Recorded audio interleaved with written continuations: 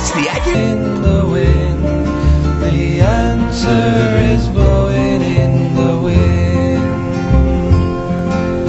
How many years must a mountain exist before it is washed to the sea? That was Bob Dylan's 60s hit, Blowin' in the Wind, the song that became an anthem for change when Peter, Paul, and Mary sang it at the March on Washington 50 years ago tomorrow. Today, Juan Williams has a powerful column in the Wall Street Journal, half a century later, where he challenges people to compare the promise of that inspiring music with what Juan calls the heartbreaking contrast of today's hit rap songs, like Jay-Z's hit, Holy Grail.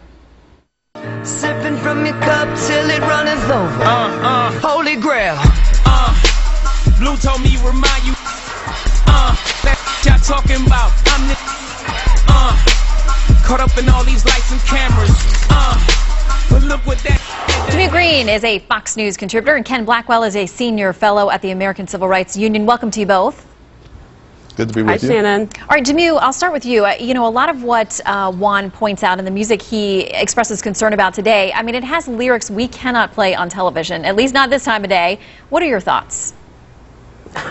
Well, it also has lyrics that when the president likes to quote Jay-Z, he will give the edited lyrics. It's just despicable. It's outrageous. It is filled with misogyny and hateful lyrics towards women. And I think a lot of the conversation around this, Shannon, is always focused at the artists who are putting out just these really destructive lyrics and representations of women and of certain parts of the black community. But who's writing their checks? That's who I want to focus on. Who are the people who are actually writing their checks, who are signing them to the record labels, and who are saying it's okay for you to put this language out, and we're going to pay you millions of dollars for it? I think the difference between when Bob Dylan was singing, you know, that song, and when we had kind of the music that was a part of like social change in this country decades ago, the record industry was different, and the profit motives that really support this are disgusting. All right, I want to, Ken, read a little bit of Juan's column and then give you a chance to respond. He says, there are examples all through the rap music world. They've persisted for years with scarcely any complaint from today's civil rights leaders. Juan goes on to say their failure to denounce these lyrics for the damage they do to poor and minority families, words celebrating tattooed thugs and sexually indiscriminate women as icons of, quote, keeping it real, is a sad reminder of how long it has been since the world heard the sweet music of the March on Washington. Ken, your response? You know, one of the magic things about Dr. King and the civil rights movement was that they understood that our success was rooted in the fact that as Americans, we had core, absolute, shared values.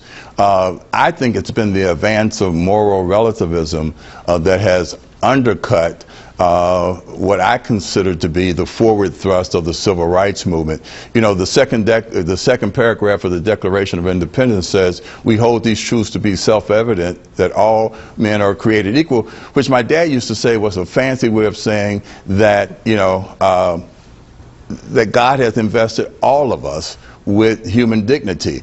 And some of the great civil rights leaders understood was that it was by discovering the dignity of others, due respect, that we came together and made the civil rights period one of the defining periods in American history. But I do think it starts with the fact that we have in 237 years made progress, but as Lincoln says, you know, we're not a perfect union, but we are a perfectible union. And that's why I think on this show, this segment, we can agree that we must attack head on this assault on human dignity.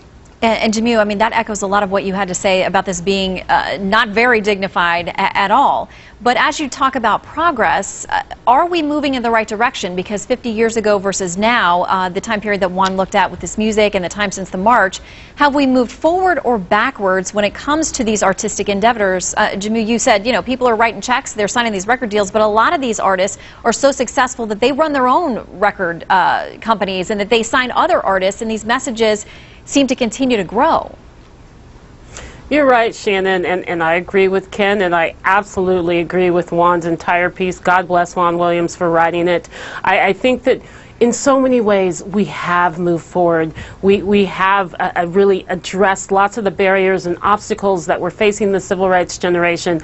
But when it comes to these cultural representations and the silence on the misogyny, I sat down with Russell Simmons over a week ago after he put out a despicable rape tape featuring Harriet Tubman, one of our greatest heroines that this country has ever produced, and talked to him about misogyny in rap, and I got the same answer from him that I've gotten, I think, that many people get from a lot of the icons in this industry, and it's that the reason is it's a reflection of the culture. We got to leave it there. Scantily clad women are not the reflection of the culture. Back right after this. Thank you both.